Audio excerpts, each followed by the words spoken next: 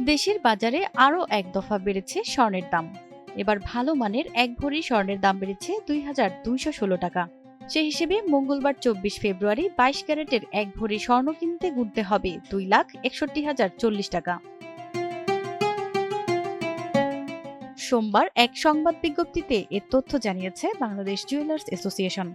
নতুন দাম অনুযায়ী সবচেয়ে ভালো মানের বা ২২ ক্যারেটের এক ভরি স্বর্ণ বিক্রি হচ্ছে ২,৬১,০৪০ টাকা, ২১ ক্যারেটের প্রতি ভরি ২,৪৯,১৪৩ টাকা, ১৮ ক্যারেটের প্রতি ভরি ২,১৩,৫৬৮ টাকা এবং সনাতন পদ্ধতির প্রতি ভরি স্বর্ণ ১,৭৪,৭৮৫ টাকায় বেচাকেনা হবে।